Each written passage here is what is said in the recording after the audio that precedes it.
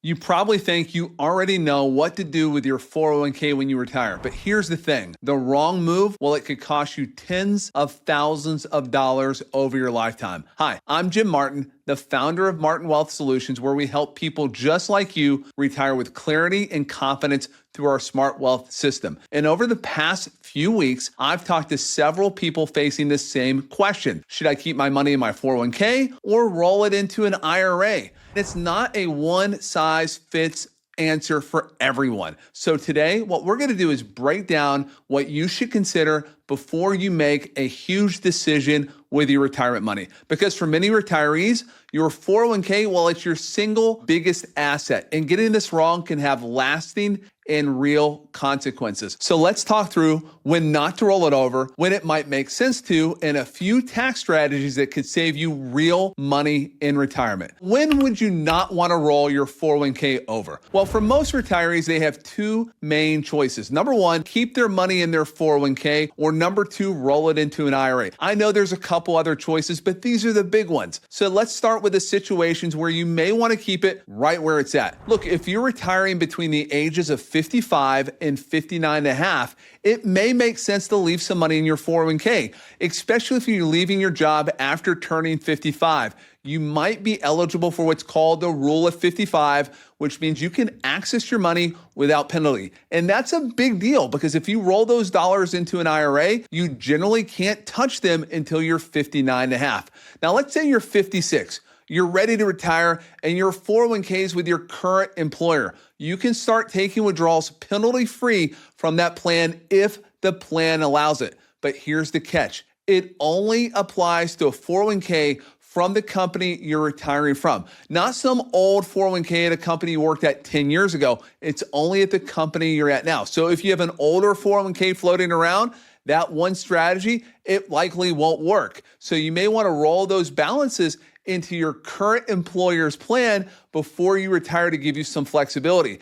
That way, all of that money is available to you penalty-free, not tax-free, penalty-free. And that one rule, the age of 55 rule, it can save you the potential of years of waiting to access your money penalty-free. So really take a hard look at that. Number two, you're doing backdoor Roth contributions. Look, if you use a backdoor Roth IRA strategy, keeping your money in pre-tax funds like in a 401k can make life much simpler. And here's why. When you make a non-deductible IRA contribution and then convert them to a Roth, the IRS looks at all of your IRA accounts to determine how much is taxable. And that's called the aggregation or pro rata rule. But 401ks, they're not included in that. So if you keep those dollars, those pre-tax dollars in your 401k, it keeps the math clean and hopefully keeps the IRS out of giving you an unexpected tax bill. So if you're not doing backdoor Roths, this doesn't apply to you, but it's a big deal for those high income earners and something you really need to pay attention to. Now, when rolling over might make sense, let's take a look at the other side of the coin and the reason why moving your 401k into an IRA might be the better fit. Number one, cost.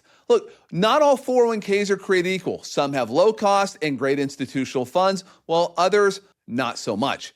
Even though fees have come down, some plans still have hidden costs and layers of expenses like administration fees, fund management fees, and others that don't show up cleanly on your statement. So make sure you have a thorough understanding of all the fees. Before you make a move, compare the all-in cost of your 401k versus an IRA. And if your plan is a high-cost plan, maybe there's IRA options that are a lower cost, and that may make a compelling case why it's a good reason to consider rolling those dollars into an IRA. By the way, if you're thinking about when to retire and how to make sure your timing, your income, and your tax strategies work together, we've put together a free retirement toolkit to help you get started. It includes guides on Social Security time and income planning and how to lower your taxes in retirement. Just drop toolkit in the comments and we'll get that right out to you. So the second reason it might make sense, control and flexibility with an IRA.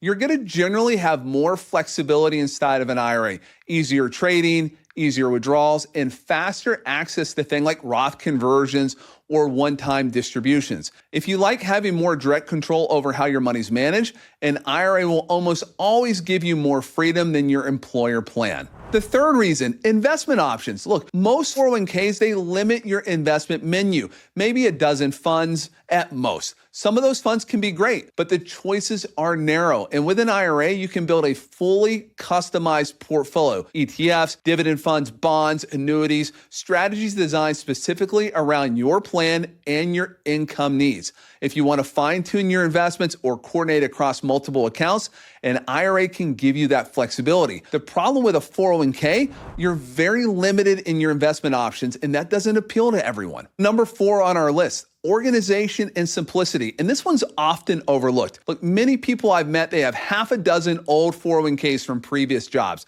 And let's be honest, it's really hard to keep track of all the different logins, the different statements, the different investment lineups. And when you consolidate those dollars from your old 401k or your existing 401k into an IRA, potentially you're simplifying your accounts, helping you stay organized and in control. And don't overlook that. It's really important. Number 5 sort of goes into number 4, ease of use. IRAs are usually more user-friendly. You deal directly with the custodian instead of a multiple third-party administrators. That means fewer delays when you want to make trades or take withdrawals or access your statements. Look, it's not glamorous, but convenience matters.